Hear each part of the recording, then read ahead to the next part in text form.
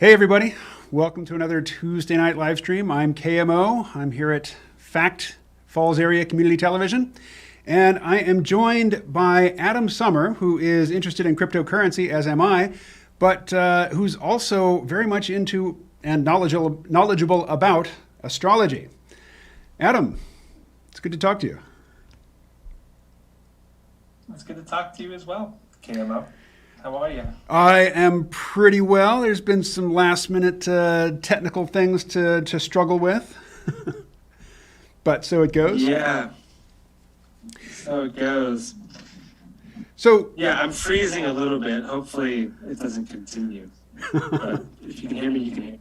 I can hear you, and so far you have not been on camera, although hopefully that will change here in a moment. Okay. Folks in the control room. There we go. And possibly my friend Kevin Lynn will be joining us. He knows a lot more about astrology than I do. But in the meantime, let's just start with the joke. Every day I watch a couple different YouTube video channels by guys who are interested in crypto. And they're always looking at charts, and they always have all these weird lines drawn all over their charts, and they've got these Fibonacci sequence levels plotted out, and they're identifying different patterns, descending triangles, ascending triangles, wedges, breakouts, blow-off tops. And they're looking at all of these movements, and they're identifying patterns which, people who are interested in trading have been looking at for 100 years. And the joke is that technical analysis, which is what this practice is called, is really just astrology for men. I heard this recently and I loved it. Yeah. Well, as a man and somebody who's interested in astrology, what does that joke mean to you? Well, I suppose a little context first. So I'm a professional astrologer by trade, and that's what I've been doing and also podcasting about for 13 years. So having a pretty good background there, it's an occupation or a field of study that at this point is, I would say, mainly women, definitely over 50% women. And my relationship to crypto is more recent. Like I got into crypto pretty heavily in 2017, and so 4 years is my time put into this space, but pretty intensely. Like I taught myself a lot, and I think a lot of people would attest. When you get into crypto, you learn a lot about other fields that you didn't really expect. I mean, one of the obvious ones is just how economics works, but if you get into trading at all, you're going to have to learn the TA. And with what you were referencing, it's so true. When you watch these YouTubers, I mean, they all have their own indicators they love and ways of drawing out the patterns, and it's very similar to how astrologers work and how they interpret big transits and what's going on in the sky. And the energy is not dissimilar. It's just that we're tracking, I guess, money versus pure psychology or fate. But really, they're both tracking or charting psyche in a way. I mean, that's what technical analysis is. You're tracking like collective psychology and emotion, right? And to an extent, that's also what mundane astrology is. Not fully, but a large part of it. And so there's a lot of similarities. And men, they really get into the TA, and it's not to say women don't, in the same respect that men don't get really into their astrology like all the women do, but it's just like all humor. Like when it hits a part of truth in us, right? And so it's there. All right. So Kevin has just arrived here in the Zoom call. We'll hear from him in just a moment. Right. So let me encourage you just to keep on there. What are the stereotypes that we're playing off here? Like, I've taken a lot of yoga classes, and typically yoga classes are 3/4 women at least, usually more. And as I say, I'm not knowledgeable about astrology, but I'm not prejudiced against it like a lot of people who have adjacent mindsets to mine are. People who are very technically oriented, or people who are very scientifically oriented. math and computer geek types, they tend to be pretty down on astrology. And one thing that young men really need to take on board is that if you're having trouble with women, if you're having trouble talking to women, meeting women, and you find yourself in a conversation with a woman that you're interested in, trotting out your disdain for astrology is probably a bad move. Just statistically speaking, it's probably not a good idea. And, a little bit of tolerance in that regard is probably going to do you well or do you good. So we have Kevin on the line. Kevin, can you hear what I'm saying?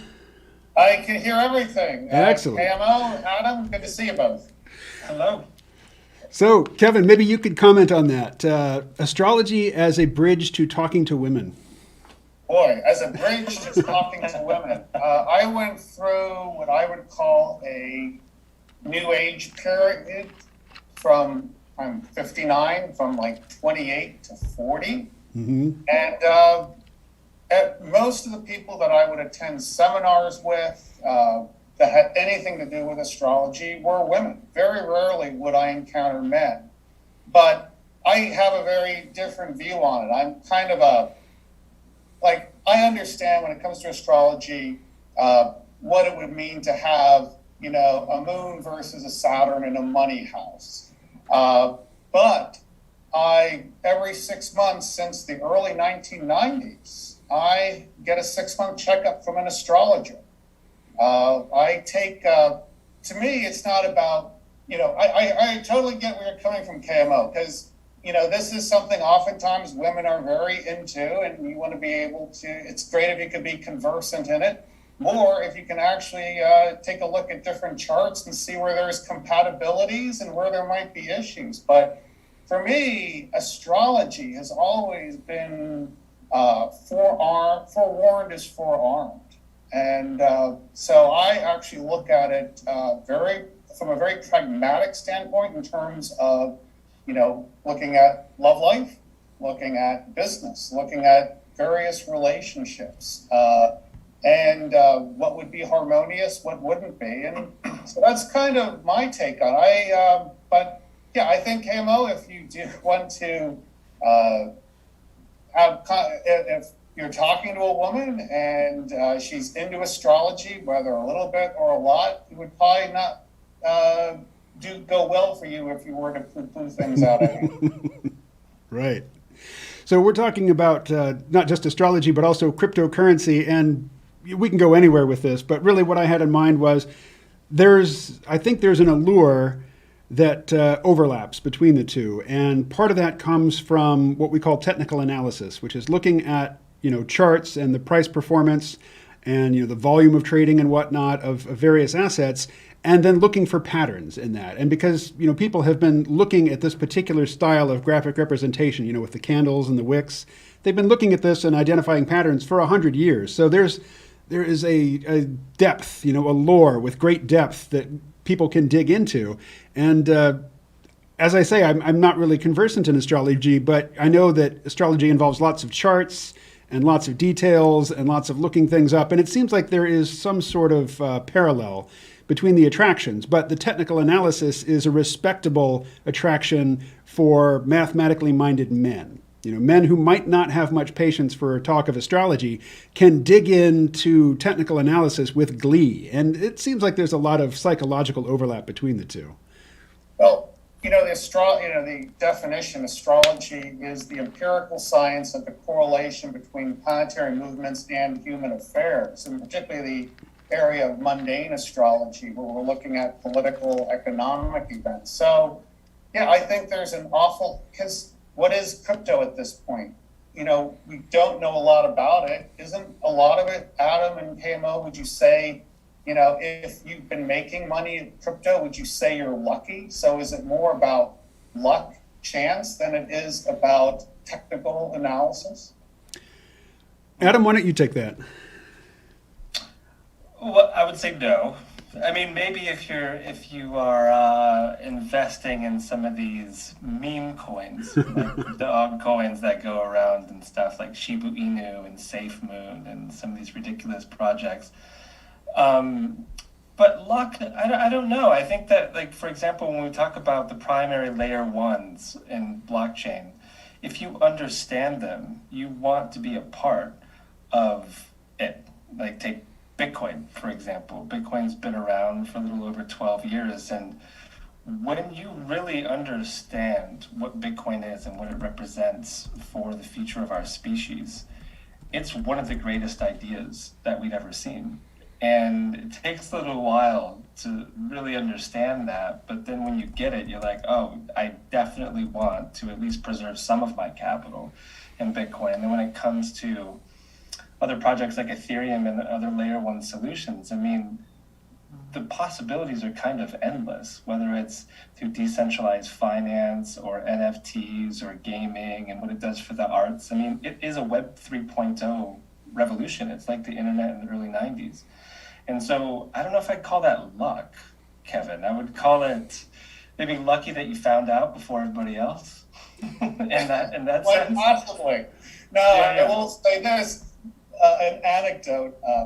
I was in Las Vegas in 2016, and I was at a panel on Bitcoin and cryptocurrencies. And during the Q&A, I said, you know, guys, all the reasons you're saying own Bitcoin, I own silver, and I couldn't be persuaded to jump in.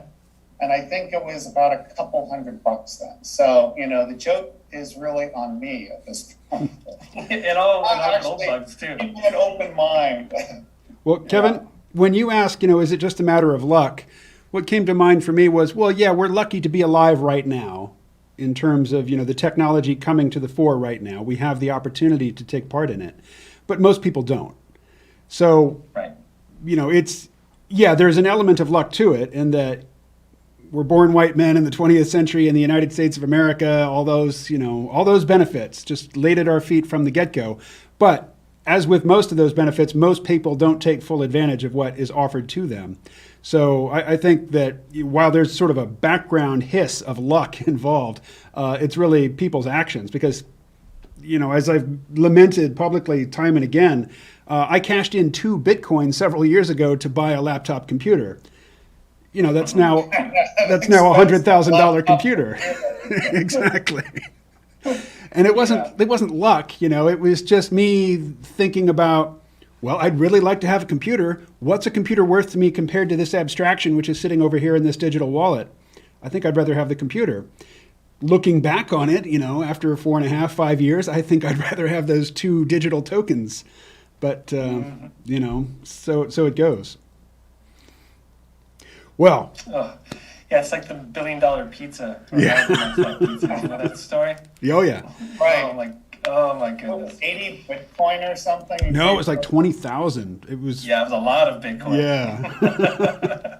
It was the GDP of a decently sized country, that paid for that pizza. So, Adam, let me ask you. Your profession is that of an astrologer. I was looking at your website. I see that you, I guess you have a nice, clientele of stable clients because you don't seem to be taking any new clients right now. Is that correct? That's true. Yeah, I'm mainly creating at this point. I still do my podcast and I teach monthly classes, but I'm writing a book at the moment. If you're familiar with the Wooden Books, it's a series that John Martineau started. I'm contributing to that series by writing an astrology book.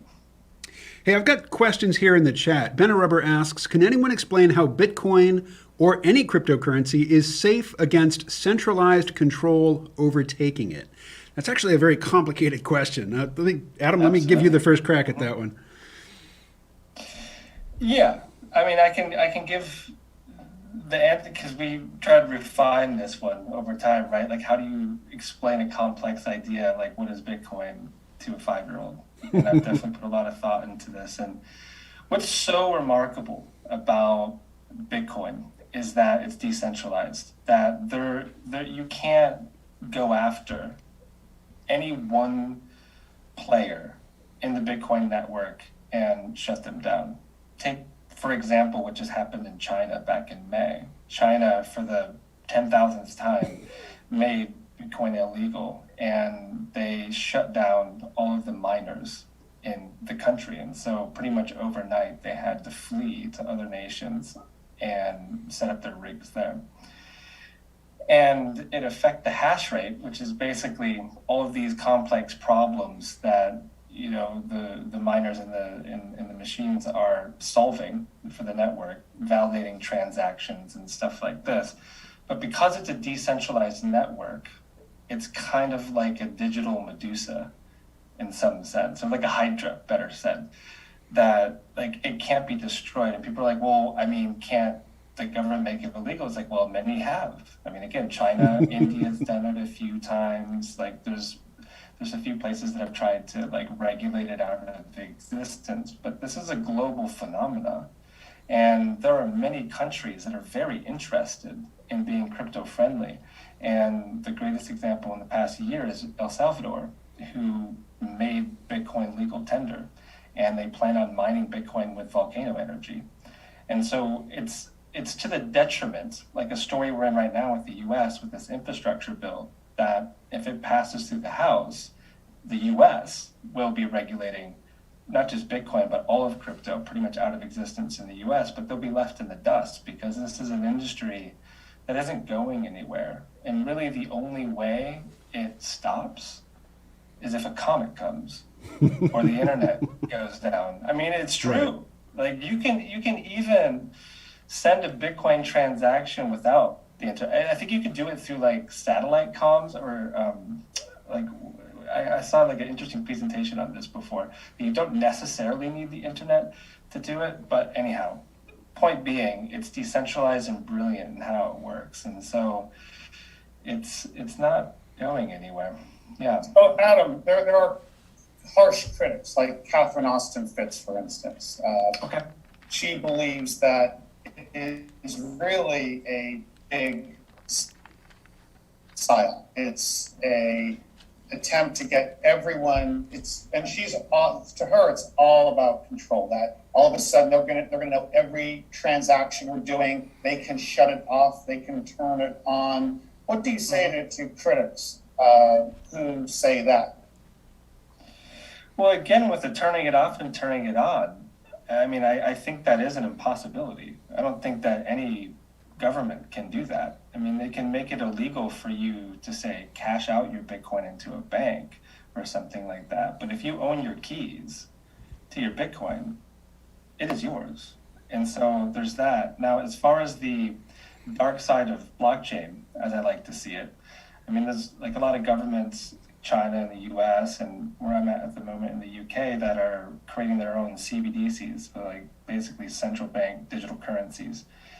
And once that rolls out and it's forced on us, there's a great dark side to that, because the argument, for example, of criminals use Bitcoin, which was absolutely true with the Silk Road, but criminals are going to use any exchange of value, right? And I would say Bitcoin, or really any of the blockchains that are private coins, are terrible exchanges if you're doing criminal activity, because it is an open ledger. Like it's all like that's one thing that's interesting about blockchain is it's immutable, and so everything can be tracked on it, right? And so there is that dark side to it. And so when it comes to Bitcoin, and is this some sort of conspiracy around control? I'm not so sure, because there's so many people, especially from the beginning, like the early miners and a lot of these big players that are openly clear about how much Bitcoin they own, like say and Elon Musk and some of these big Silicon guys, and they don't ever intend to sell their Bitcoin. They see it as digital gold, and so what it does is it stabilizes the network. And so I just think that there's so many people, and there's only 21 million of them, that want the Bitcoin. And then once the network stabilizes over the next 100 years, as far as like a price compared to the dollar and whatever we have going on in 100 years, like I don't know, and maybe I'm not smart enough to see how that could play out, but definitely with the shutting it down piece, I just don't think that's a possibility because of the decentralized nature of Bitcoin. Yeah. What would you say, Kamo? You seem to know a good bit about the subject. Well, going back to Benarubber's question, about centralized control, the thing that's ironic to me is that most of my cryptocurrency is either staked somewhere or it's just sitting on, in my account at, Kraken or Coinbase, or, some of it's over on BlockFi. But, the real hardcore crypto guys say, not your key, not your coin. If you don't have it stashed in some offline hard wallet somewhere, it's not yours. It's like, yeah, that's fine. I'm just not that paranoid about it. I'm not paranoid about, money in the bank. I'm not paranoid about stocks that I own being on an exchange somewhere, being like on my Webull account. I'm just not worried about that. And more ironic, I think, is that in order to really get a lot of people invested in cryptocurrencies, the Moonboys are really looking forward to things like, whenever a new coin is listed on Coinbase, so it's easier for normal people to buy it, or more, a much bigger deal will be when there's a Bitcoin ETF, so that you don't have to even open a Coinbase account. You can just call up your stockbroker and say, yeah, buy me 50 shares of, not 50 shares of Bitcoin, that'd be a lot of money, but, buy me $10,000 worth of Bitcoin as an ETF. So, I think that a lot of the people who are very excited about the potential for Bitcoin are also very excited about opening it up to the normies who are used to dealing in arenas which are centrally controlled and who are very comfortable with centralization. So there's an irony to me there. Kevin, what are your thoughts? Well, looking at the universe of cryptocurrencies, I've kind of settled on theta. Mm-hmm. And theta is problematic because you can actually go through a broker in Australia. That's one way to get them. But I chose the harder route, which is, having to go onto, the Bitcoin exchanges and go through another exchange and then get everything downloaded to my hard wallet and then upload. So it's been just problematic at this point. But what I like about it is I view that as a barrier to entry right now. It is. And so maybe that could be a component of exponential growth down the road. As you're saying, when all of a sudden you can now call your broker or email your broker or go to, E-Trade and either hedge a cryptocurrency or buy it outright. That sounds like mass adoption to me. Yeah. I just want to say something real quick to that, because theta is a wonderful example of one of the use cases that I came up with when I first started understanding blockchain and just what kind of potentials the technology could have for us moving forward. And one of the first ones I thought up was, of course, with the centralized nature of YouTube as an example. And what we're seeing now is so many people being censored, canceled, demonetized that are on YouTube. Theta solves that problem with a decentralized place to put your videos, right? And there's the whole concept of like having a platform that is linked to wallets for micro payments. There's going to be audio versions of this. One of the projects is called Audios, or Audius, however you would say that. And so it's solving real world problems. And I think that, theta is amazing in that sense, and it's performed amazingly because of it. Because I think the more we see people being censored, essentially, on all of these centralized platforms, there's going to be a better version of Twitter. I mean, Jack Dorsey's trying to decentralize Twitter as we speak.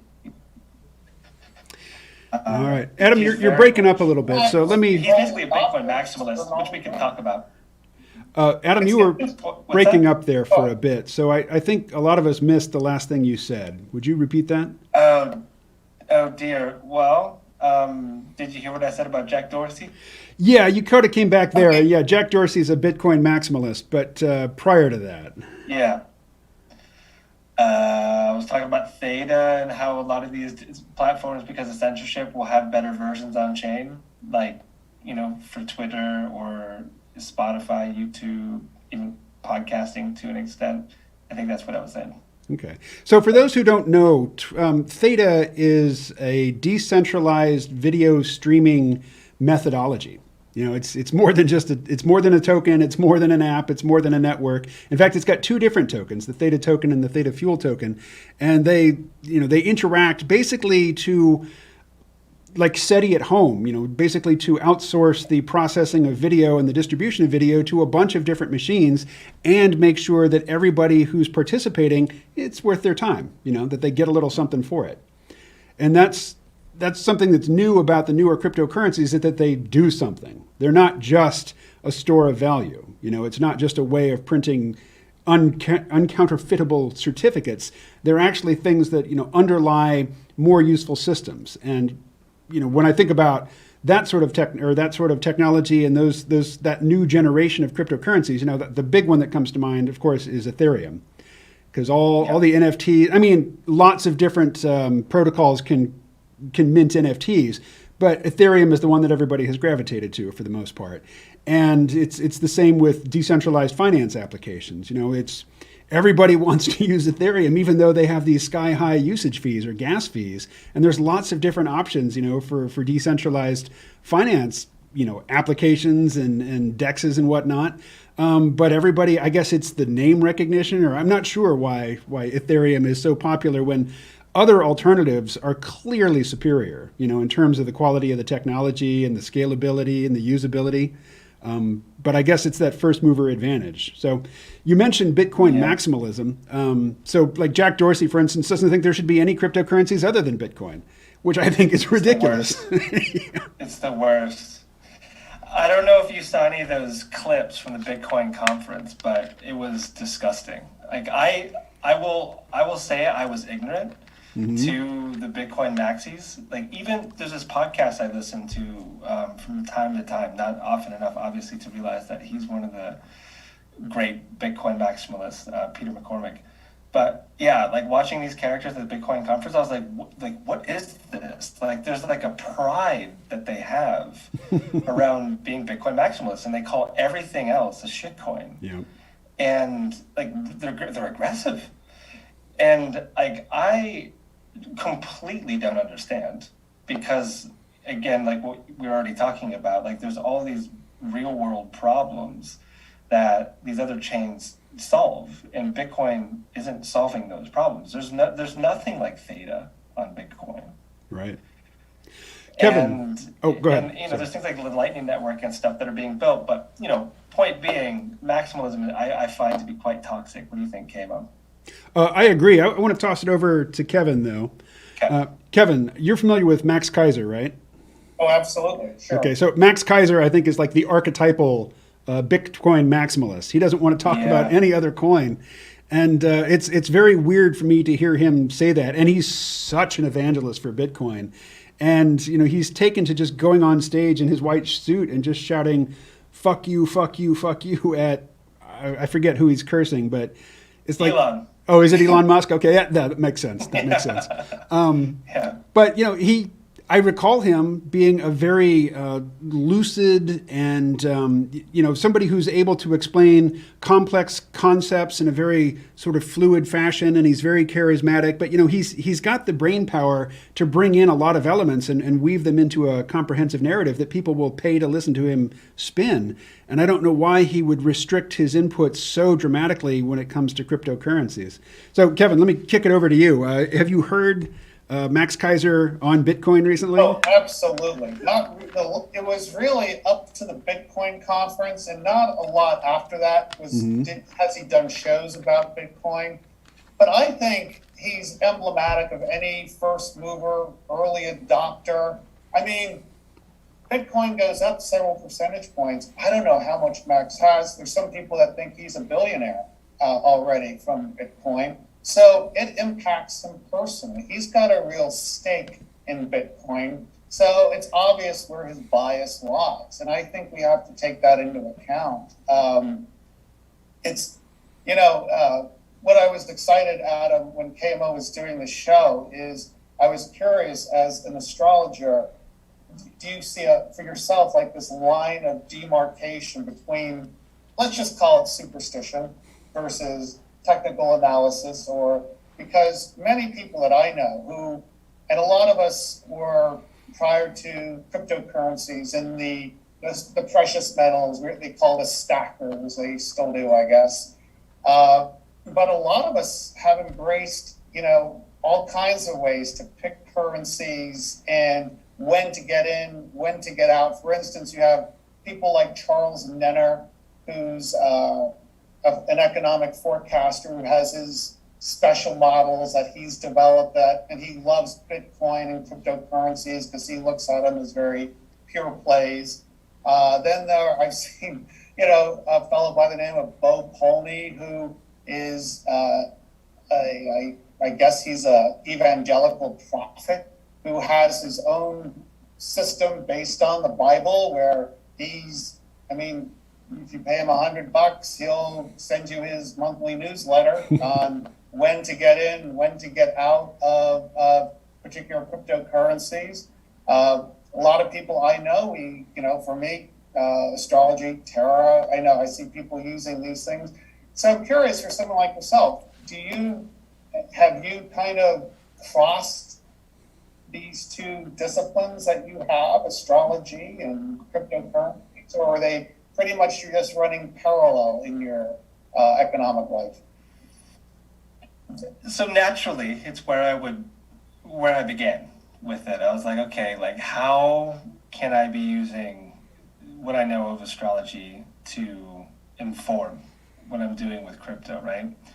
And there's that wonderful quote that goes around by J.P. Morgan that millionaires don't use astrology, or what is it? Millionaires. Yeah, millionaires. Someone asked him, do millionaires use astrologers? He goes, no, but billionaires do. Yes, exactly. And so Gann, was it WB or WH Gann? Like, he was a proponent of astrology. There's some other characters as well. What's his name? A more recent. I'm forgetting his name. It's okay. So yes, like you can cast charts first of all for crypto projects for when the first block was mined. So that's what you're using is, let's say it's natal date or it's exactly. Yeah, there's a chart, and so there's a few charts that float around for Bitcoin, like the white paper chart is one of them. I don't resonate with that chart as much as the Genesis block, and so the Genesis block chart is casted on January 3rd, 2009. And I find that chart absolutely remarkable. Like, it's etched in my mind, and it helps me understand the spirit and the essence of Bitcoin. And I would say the main theme that there's two themes that have become very apparent that are very sensitive to the Bitcoin chart. One of them wasn't apparent at first, but has become more so over time, and it might have to do with the massive adoption that's occurring, is the simple fact that new and full moons represent tops and bottoms. And so, like, when with new moons, it's usually a top in like a medium time range, within a 2-week period or a month period, and then full moons representing the bottom. And I find that really interesting because, again, we're tracking collective psychology and emotion. And so throughout a lunation cycle, as the energy is growing, all the market participants are getting much, much more emotional, which means they're either getting much more greedy or much more afraid, right? And it affects the price tremendously. And so you can track this pretty well. And there's a lot of TA guys that I respect that have begun taking it seriously. Like, it was all a joke to them at first, but there's a few of them that actually take it very seriously, because if you back test it just for say 2021, every new and full moon is the top and bottom. And this last one is questionable, but like, we're going down at the moment. They just watch for it. The full moon that's a week away, like if that acts as a bottom within a 3-day grace period, it's fascinating. Now, the other thing is just to knowing the chart a little bit, right? Like, there's certain factors in the chart that are incredibly important, like the ascendant in the chart or the ruler of the chart, or something I'm really fond of in my understanding of charts, which is the nodes of the moon. And when you look at the Bitcoin Genesis block, all those factors are actually very closely tied together because the nodes of the moon are actually angular. And so the nodes are on the ascendant-descendant axis.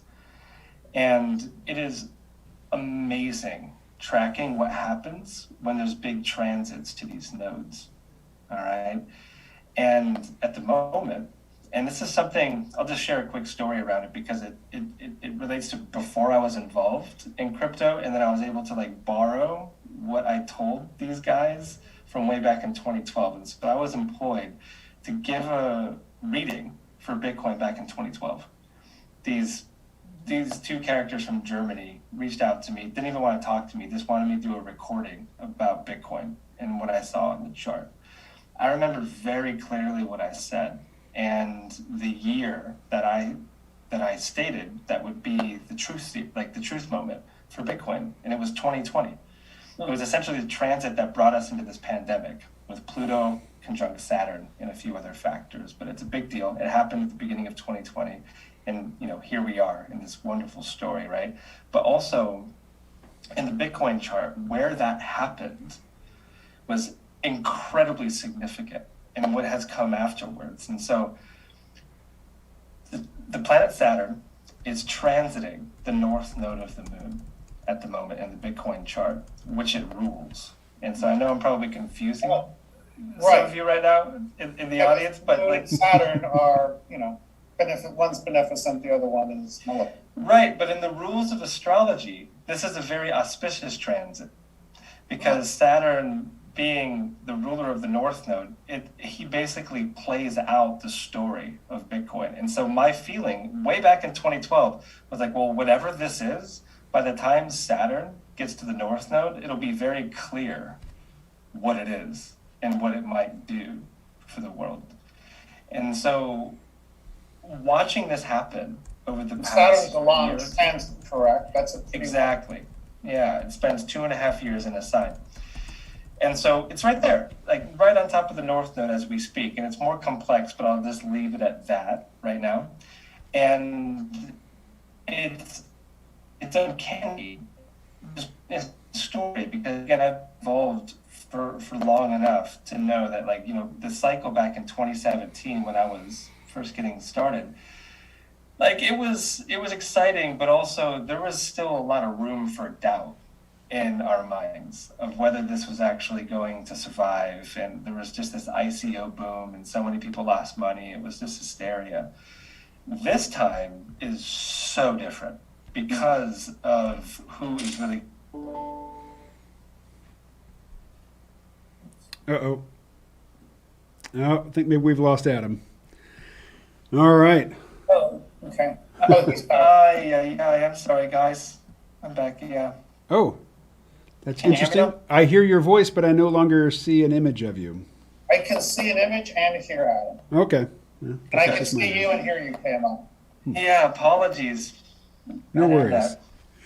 So, got some comments in the chat here, and we started with, for men, talk of astrology is often something that is, they have no patience for it, and we're getting comments to that effect. Parker says, it's very, very difficult for me to take anything astrology seriously. Rad Family says, correlation is not causation. And that really caught my attention because when we're talking about using astrological methodology, to forecast what Bitcoin or other cryptocurrencies are going to do, the correlation is all you need. If there is no causation, that's not really an impediment. Well, what I always say, KMO, to critics is it works for me. I would consider a moral hazard to say, oh, you need to do astrology or you need to go hook up with whether Western or Vedic or Chinese cosmology. But for me, it works. And, I think, I would encourage everyone to be open-minded. All right. Adam, And would it you... seems like it's worked for enough people for thousands of years. I just wanted to say that too. I'm actually currently reading. Are you guys hearing me? Or is I can hear you, but I don't see any image for sure. you. Yeah. That's a little... I'm freezing, aren't I? No, I'm not seeing any image at all. Oh, guys, I'm sorry. No, it could be how Zoom is configured here at my end. I'm messing around with it. But anyway, don't worry about that. Don't let it slow you down. Oh, dear. We're going to have to bring it down to just 2 participants at 6:18. because we're reaching the maximum Okay, length of I time. will jump off then, KMO. All right. I've had my fun. Adam, we got what, 4 minutes left, I guess, Yeah. then? And they're your minutes. Go ahead, Kevin. Oh, okay. I just want to say, Adam, great. What I've been noticing in many of the communities that, are people that are looking desperately ahead to forecast what's going on economically, politically, within our society, and they're preparing for the worst at this point. So astrology seems to be let's just call it, I'll call it superstition, does inform us of the hard times that are coming and kind of reinforce it, gives us a guide, a way to go to, be prepared for what's coming down the pike. Right on. So, astrology and or cryptocurrencies as ways to prepare for rough times. All right. All right, guys. Take care. Thanks, Kevin. Good night. Thanks. See you, Kevin. Can you hear me again, Kim? Yes. Back in You're secure breaking up a bit. fashion? Oh, good. Hey, I want to back up a little bit. Somebody asked about Ethereum 2, which I think of as Ethereum 2.0. Would you like to talk about that?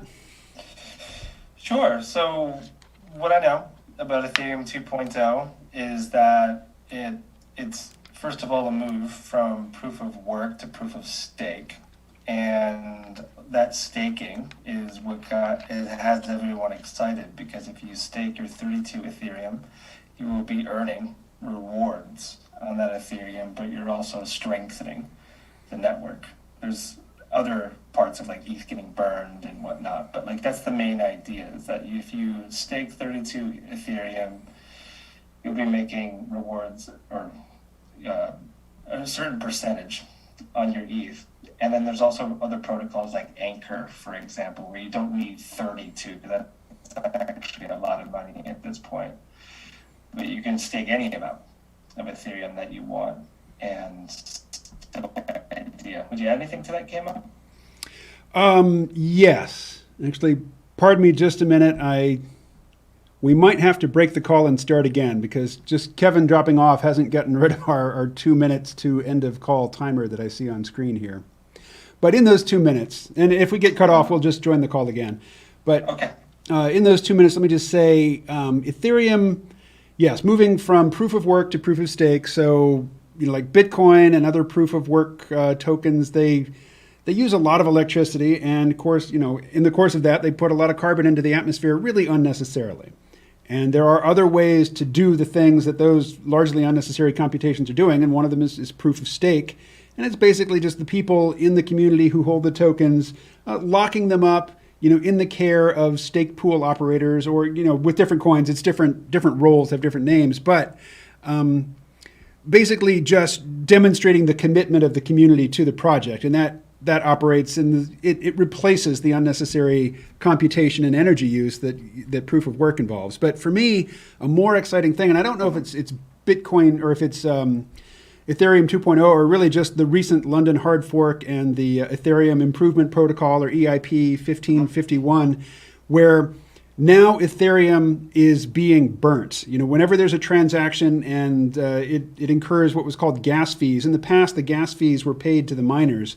But now that the mining is going away, they're changing that so that a lot of that Ethereum that used to go to the miners in gas fees is now just being destroyed, which is deflationary, which means the total supply is going down, which means the value of any one coin or token that somebody might hold is going up. So that's an exciting development. ETH is the cryptocurrency that I hold more than any other. And in fact, Bitcoin is number 4 for me. Yeah. Bitcoin is behind Ethereum, ADA or Cardano, and Uniswap. Those are more exciting to me than Bitcoin. Bitcoin is just this legacy thing that was a proof of concept, in my opinion, but which doesn't do a whole lot that's all that interesting right now. Alrighty, so I am not going to upgrade on camera. So I'm going to stop and see if we can get this call going again.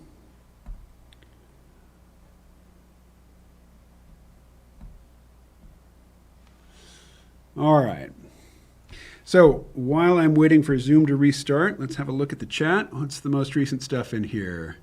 EBQ, I guess talking about, or UBQ, talking about, okay, well, let's see, I'm joining with Recording computer audio. in progress.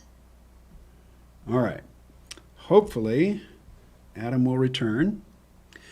But Parker says, oh, let's see, EBQ says, police forces will confirm they are busier at full moons. Parker says that could be because the moon is providing light at night, though. Arsenal Rain says, what are your thoughts on Afghanistan? Oh, dude, we do not have time in this live stream for me to get started on Afghanistan. Rad Family says, humans look for patterns in events, so many variables out there. Yep, I understand what you're saying, Rad Family, and I'm not necessarily an advocate for astrology, but it's interesting to me that there is a parallel sort of fascination that can attract a certain type of mind. The Bitcoin or cryptocurrency technical analysis is very similar, I think, in its psychological appeal to the the casting of horoscopes, and particularly creating horoscope charts or astrological charts, and also digging into this long history and this wealth of previous people's research and writing and opinions on the topic, even if you think the topic is nonsense. Alrighty, well, I'm not seeing any indication that Adam is trying to rejoin the call. So let me resort to old reliable here. Let's see, and we'll just go to email.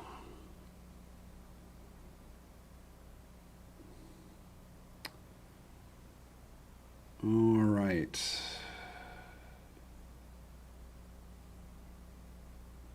Call ended, says Adam. Let's see. Try rejoining it. And Google's voice recognition, critical failure. All right. All right. So Arsenal Rain says, is Afghan the tipping point of collapse? No. No, it is not. It is just a very long overdue, much needed ripping off of the Band-Aid where that shit went on for 20 fucking years. Just churning out money and influence for the Pentagon and for defense contractors, and they kept it going. Presidential administration after presidential administration, the American people made it very clear they were over that shit. And there's just too much money and too much power and influence for certain key folk. All right, Adam is back, so I will not start on a long Afghanistan rant. Adam, you are back, but you are muted. Are we back? Yes, you are back. All right. Nice. So somebody in the chat asked me So, the last thing I heard was talking about Afghanistan, go. and I'm not going there. Question. Let's see. Oh, people are talking about how police will confirm that they're busier at full moons, that the full moon affects human behavior. And, somebody else said, well, that could be because the moon is providing light at night, for more activity. But we've got so much electric light all the time. There's plenty of light to illuminate the mischief, throughout the month. So I would guess there's something else at work in terms of the effects on human behavior of the full moon. True. For those that need studies, that need science to talk about this stuff, there has been studies at police departments and ERs. It's real. And then you have botanists that have fascinating ways in which plants function from new moon to full moon. The Farmer's Almanac is, it functions around this. And if you've ever had a relationship to farming or growing plants of any kind, it's very clear that they change the way that they, say, just take up water from new to full moons. And so there's a lot of reasons with just the influence. But I do think astrology in the way that I relate to it, basically informed me throughout the years, because I was a very staunch skeptic at the beginning of my own journey with just spirituality and all these wonderfully wild ideas. And astrology was one of the last disciplines that I just never thought I had much interest in it, to be honest. And, I think something Kevin said is part of the truth is like, well, it works for me. It's like, there is that. But then there's also the great question of why every single culture, especially huge civilizations in human history, have their own astrology, right? And the oldest that we know of, at least on the planet, the Sumerians, were absolutely dedicated in all ways to astrology, right? And so that question always bugged me of like whatever happened, right? What was the split between astronomer, astrologer, and magician, right? Like, when did that split happen? Was it the church? Was it science? What was it? And it was definitely a combination of all of them. But I think that inquiry has set me, it was at least the first steps I took into this. And then there was a lot of great teachers and books along the way that really wedged into my consciousness and showed me my ignorance around astrology. And I think a lot of the world is still there. Like, people just only think of it in this way. Like, I will be honest, Kavo, I've never thought about being nice to astrology for talking to women. In all my time of doing astrology, I've never thought about that, but that's a really good tip for any single men out there that are into women. Learn a little bit of astrology, at least like a couple keywords to the signs, or at least open your ear to it, because that'll definitely give you some extra points with the ladies. Or at least bite your tongue, when that denunciation leaps to your lips. Just hold that in, if nothing else. Just investigate it. And I think one book that's really good for any skeptic and has an interest in history, we'll just say, or philosophy, is Richard Tarnas's Cosmos and Psyche. That book, to me, is like an intellectual Trojan horse into the minds of any academically minded individual. If you read that book, you can't take seriously the idea that astrology is complete bullshit. Like, if you take the book seriously. Cosmos and Psyche. Who's the author? Richard Tarnas. He also wrote a book called Passion of the Western Mind, which is about the history of No, I'm familiar with philosophy. that one. Right on. Well, hey, I hate to say this because, you've just rejoined the call, but we do need to wrap it up. We're at a TV studio here, and the employees want to go home, so it's the end of their day. Oh, dear. Yeah. Well, it was good talking to you. Yeah, Adam, this was enjoyable. Thank you. In astrology. All right. Yeah, I'll come back whenever you want me to. Sounds good. Well, have a good day. Take care. All right. Adios. Ciao. All righty. We are